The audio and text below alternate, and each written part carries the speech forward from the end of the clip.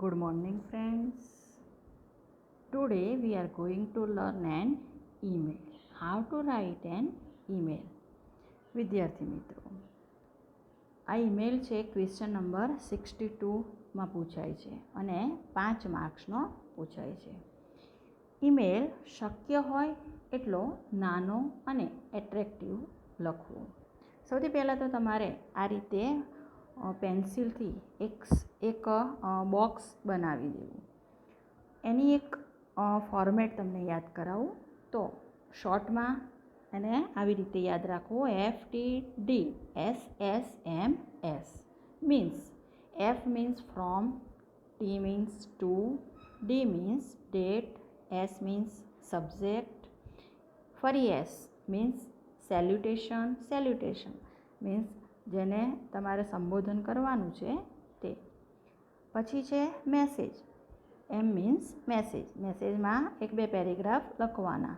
એમાંથી તમારે મેસેજમાં જ્યારે લખતા હો ત્યારે ફર્સ્ટ જે પેરેગ્રાફ છે એને દરેક કોઈ પણ ઈમેલ હોય, બર્થડે હોય, કોઈ પણ ઈમેલ હોય, એમાં એ પેરેગ્રાફ છે રિકોલ કરી રાખો, યાદ કરી રાખવાનું અને દરેક ઈમેલમાં એ જ પેરેગ્રાફ તમારે લખવાનો. બીજો જે તમે પેરેગ્રાફ બનાવો કે લખો એ સબ્જેક્ટના અનુસંધાને એમાં મેસેજ લખવાનો. લાસ્ટમાં છે S મીન્સ સેન્ડર્સ નેમ. તો આ એક બોક્સ તમને મેં ફોર્મેટ બનાવીને બતાવ્યું. આવી રીતે તમે એક ફોર્મેટ યાદ રાખશો. ફરી FTDSSMS. કેટલાક ઈમેલમાં ટુ પછી CC લખેલું હોય છે, ક્યારેક BCC લખેલું હોય છે. એટલે કે ખાલી આ સમજાવી દો, આ આપણે લખવાનું નથી 10th માટે, કારણ કે આ જરૂરી નથી CC અને BCC, પણ આપણે એની ઇન્ફોર્મેશન ખબર હોવી જોઈએ. But for your information, CC means carbon copy. જે ઈમેલ 2 વ્યક્તિને મળવાનો હોય મીન્સ કે જે વ્યક્તિને સેન્ડ કર્યો એ જ ઈમેલ બીજી વ્યક્તિને મોકલવો હોય ત્યારે CC લખાય છે. અને તે HSCમાં એટલે કે 11-12માં તમારે લખવું હોય ત્યારે પૂછાય છે. એટલે કે અત્યારે આપણે SSCમાં એ જરૂરી નથી. આજે હું સમજાવું છું 9thમાં પણ કામ લાગે, 10thમાં પણ કામ લાગે. જ્યારે BCC means blind carbon copy, જે કોલેજમાં જરૂર છે, પણ આપણે માહિતી એની ખબર હોવી જોઈએ કે આથી CC અને BCC 10thમાં જે ઈમેલ પૂછાય છે એમાં જરૂરી કે ઉપયોગી નથી. સબ્જેક્ટમાં જોઈએ આપણે તો સબ્જેક્ટમાં સૂચનામાં આપેલ વાક્યોમાંથી ટુ વાળું જે વાક્ય હોય અથવા તો INGથી શરૂ થતું વાક્ય હોય તે વાક્યમાં સર્વનામ જેવા કે હીઝ કે હર લખેલું હોય તો એ હીઝ અને હરને કાઢી અને એ જે વાક્ય છે એ આપણે સબ્જેક્ટમાં લખી કાઢવાનું છે. ફોર એક્ઝામ્પલ અહીંયા જો આપણે આપેલું છે કે ટુ એટેન્ડ બર્થડે પાર્ટી. તો ઉપર નોટિસ આપેલી છે, જુઓ. Draft an email in about 30 words on behalf of Amisha to her friend Zeel એનું ઈમેલ આપેલું છે to attend her birthday party. હવે અહીંયા આપણે જે સબ્જેક્ટ લખ્યું તો છેલ્લો જે સેન્ટેન્સ છે to attend her birthday party, એમાંથી હર કે હીઝ હોય તો કાઢી નાખવાનું. તો એ લખ્યું આપણે અહીંયા ટુ એટેન્ડ બર્થડે પાર્ટી. પછી આપણે સંબોધન આપવાનું છે, એટલે કે અહીંયા સેલ્યુટેશન. તો સંબોધનમાં જો આપણો ફ્રેન્ડ્સ હોય અથવા આપણી ઉંમરની કોઈ વ્યક્તિ હોય તો આપણે ત્યાં ડિયર લખી શકીએ. તો આપણે અહીંયા ફ્રેન્ડને ઈમેલ લખ્યો છે એટલે અહીંયા ડિયર ઝીલ લખ્યું. અને જો ફ્રેન્ડ હોય તો લાસ્ટમાં સેન્ડર્સ નેમમાં આપણે યોર્સ લવિંગલી લખાય. પણ આ ઈમેલ છે જો કોઈ વડીલ વ્યક્તિને, આપણા સર ટીચરને લખવાનો છે તો ત્યાં ડિયર ન લખાય, પણ શું લખાય? રિસ્પેક્ટેડ કે ઓનરેબલ. તો અને જો રિસ્પેક્ટેડ લખ્યું હોય તો લાસ્ટમાં જે સેન્ડર્સ નેમ છે એ સેન્ડર્સ નેમમાં આપણે યોર્સ ફેથફુલી લખવું પડે. સો તમને હવે ઈમેલની ફોર્મેટમાં ખબર પડી ગઈ હશે. હવે આપણે ઈમેલ જોઈએ. તો ઈમેલમાં હમણાં મેં તમને કહ્યું એ પ્રમાણે આની જે ફોર્મેટ છે યાદ રાખજો, FTDSSMS. ઈમેલ લખો એટલે આટલું તમારે લખી કાઢવાનું, પેન્સિલથી ખાલી યાદ માટે કે FTDSSMS. એમાંથી તમારે 1/1 F મીન્સ શું થાય તો એ પ્રમાણે ફ્રોમમાં જે ઈમેલ આપણે મોકલાવી રહ્યા છે એનું ઈમેલ એટલે કે સેન્ડર્સનું ઈમેલ આપણે લખવાનું હોય. પછી 2 છે તો જેને ઈમેલ મળવાનો છે એનું ઈમેલ એડ્રેસ લખવાનું છે.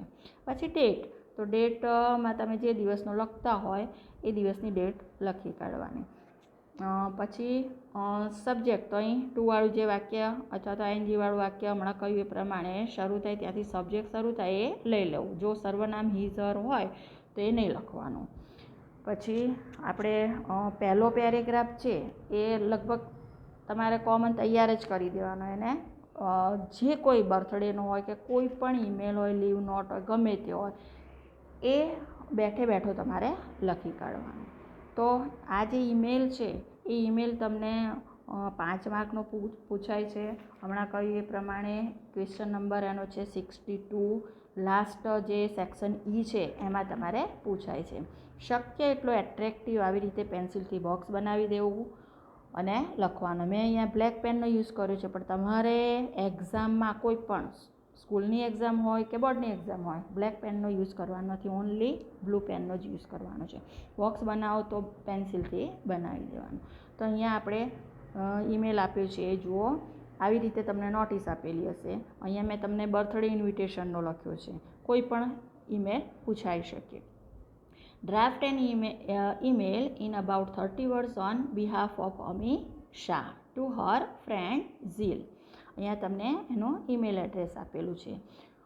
જો નોટિસમાં ઈમેલ આપેલું ન હોય તો આપણે બનાવી દેવાનું. આપેલું હોય તો એ જ લખવાનું, એ ખાસ યાદ રાખજો. To attend her birthday party. ફ્રોમમાં આપણે અહીંયા ઈમેલ લખ્યું.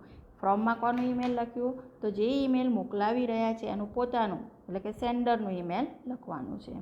પછી છે 2, તો જેને ઈમેલ મળવાનો છે એનું આપણે ઈમેલ એડ્રેસ લખવાનું છે. હવે અહીંયા સેન્ડર કોણ છે તો અમી છે, તો અમીનું આપણે ફ્રોમમાં ઈમેલ લખ્યું.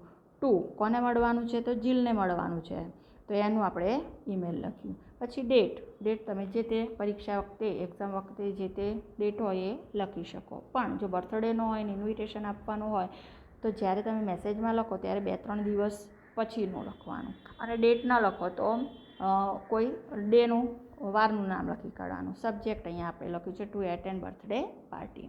Dear Zeel, I got your email last Monday, but I am sorry I could not give you reply because I was busy in my school exam. અહીંયા પણ તમે બીજું પણ કંઈ લખી શકો. અહીંયા મેં લખ્યું છે કે ભાઈ માય સ્કૂલ એક્ઝામ, એની જગ્યાએ તમે એમ પણ લખી શકો કે ફેમિલી ફંક્શન, એવું બી લખી શકો.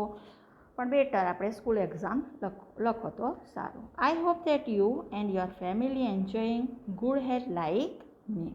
આ જે પેરેગ્રાફ છે એને શું કરવાનું છે, બેઠો એને રિકોલ કરી દેવાનો, મોઢે કરી દેવાનો અને દરેક ઈમેલમાં કોમન છે એટલે આ લખી જ કાઢવાનું. પછી ફરી બીજો પેરેગ્રાફ લખવાનો અને એમાં જે મેસેજ છે અહીંયા બર્થડે પાર્ટી એટેન્ડ કરવાનો છે તો એના રિલેટેડ તમારે લખવાનું.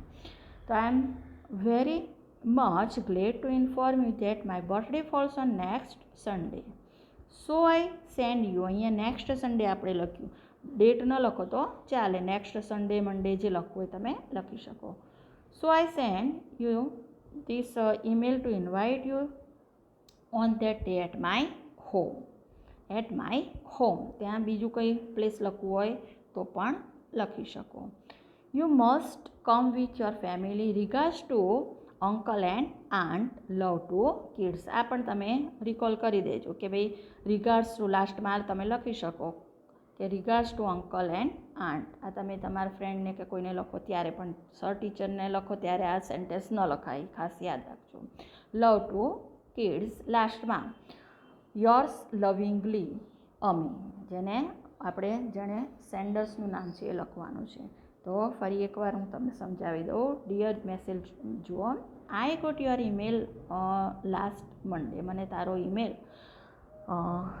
લાસ્ટ મંડે ગયા સોમવારે મને મળ્યું.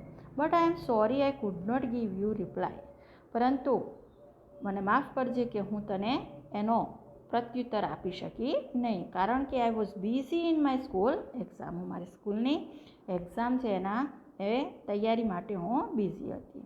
I hope that you and your family enjoying good health like મી. હું આશા રાખું કે અમારી જેમ જ તું અને તારી ફેમિલીના દરેક સભ્યોની તંદુરસ્તી સારી હશે. I am very much glad to inform you that my birthday falls on next Sunday.